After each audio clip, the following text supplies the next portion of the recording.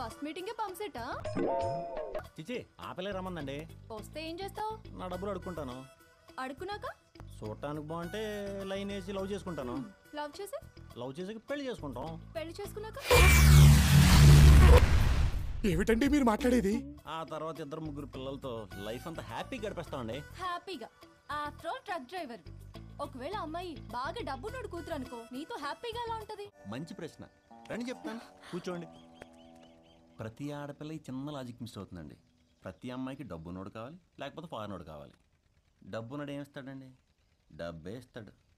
Time ఎక్కడి నుంచి ఇస్తాడు? గట్టిగా అడిగారు అనుకోండి, బంగ్లా ఇస్తాడు, కారు ఇస్తాడు, బంగారం ఇస్తాడు. టైం ఎప్పుడు ఇస్తాడు? లచ్చిందేవి గారు కూడా మీ ఆడవాళ్ళేనండి, మీ సౌతి గారు.